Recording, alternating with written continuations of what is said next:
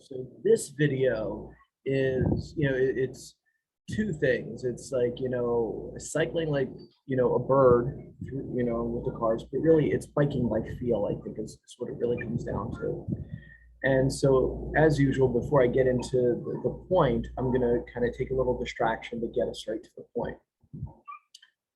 Right. So as a normal pedestrian and driver and all this stuff, I generally follow signs on the road. You got a red light, you got to stop, you got a green light, you go, yellow light. I guess sometimes you gun it. I'm just joking. Like, you slow down, no big deal. So, I do what everyone else does, which is normal. And then I had something happen to me. I don't remember when this happened, honestly.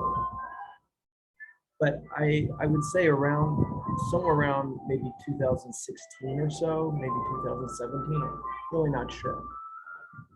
And so I'm out in my car, just driving. And I can tell you over the years, every time I'm in my car driving, red light, I stop. And as soon as it turns green, I go. The minute it turns green, I go.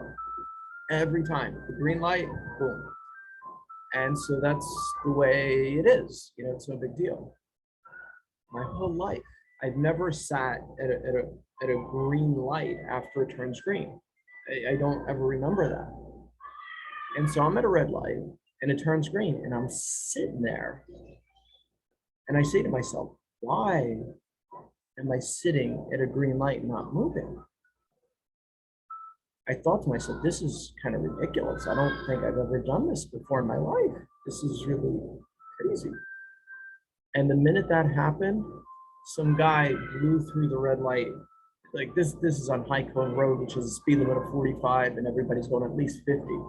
Guy was going like 50 miles per hour. And I had, like, honestly, at that time I was driving like a Chevy Tracker little Jeep. I would have gotten sideswiped going 50 by a truck. I mean, I wouldn't be here with high probability. And I found the situation unbelievable in that it was the first time I ever didn't move. Oh, I didn't see the car. That's the thing. I didn't see the car. I'm just sitting there at a green light, not moving. Something told me not to move. Didn't know what it was. I didn't know what or why or how, but I didn't move for the first time in my life. And a split second later, a car speeding goes through a red light that would have taken me out. I had the lightest car on earth, the Chevy Tracker. It's just ridiculous. It's not for car accidents. It's a beach car, It's a convertible. It's crazy little car. Anyway, so it really shook me up. And that's when I started understanding that I'm not going to listen to the lights anymore. I'm going to go by what feels right. And, soon after that, I mean, cycling, I learned to run red lights as long as it feels right and do all kinds of crazy stuff, which I guess is okay. But as long as it feels right, I don't I go by feel, and honestly, I was pulled over by two police officers on occasion on a bicycle. I was on a bicycle. And trust me, there are not too many cops pulling over cyclists. They're like, what are you doing? I'm like, I know exactly what I'm doing, officer. I'm good at this. And they thought I was like a 20-year-old kid or something, but I'm like, pushing 50 at the time. They're like, you're different. You're different. You're you're definitely different. They were so confused. They thought I was a young punk just breaking the law. It's like, actually, I kind of know what I'm doing. I'm pretty skilled in, I kind of go by feel. But really, the point of this story is flow with cars and traffic. And one of the coolest things I ever learned how to do is draft behind cars at high speeds on turns. It's just so, it's just so wonderful. I mean, it just gives you so much energy. It's like literally, that's what birds do with cars. They kind of like to draft them sometimes, get a little extra oomph. It gives it to them. Obviously, it's very dangerous for birds. Sometimes they don't make it. But at the same time, when they get the draft, it's like, that's cool. You know what I mean? And that's what I'm talking about. I go at high speeds and cars are turning at high speeds and I go right. I mean, just literally within inches of them. and I feel the car's draft and it sucks me in. But you know, I have complete control and I get extra speed because of the draft. It's like one of the coolest feelings on earth. And eventually, I can't say I mastered it, but I got pretty good at that. And I have all these videos. I'm gonna try to upload them here if I find them. I mean, it's kind of from a long time ago.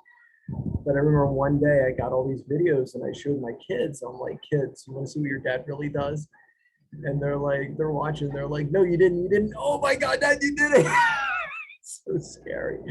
And I'm like, oh, you think that was good? Wait till you see the next one. I mean, it's like all day, every day. I'm just like merging in at high speed and like just crazy ways.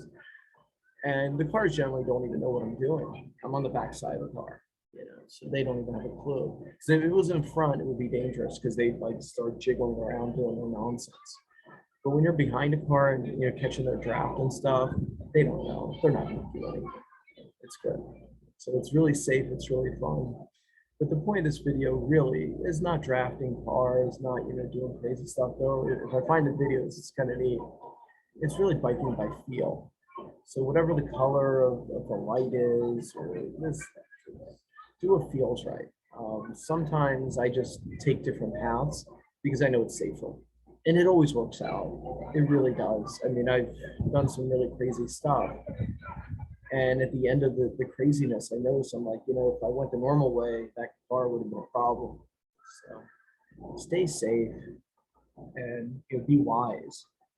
Yeah, and see what you're told and do what you're told, you know, by the environment you're in, right? Thank you.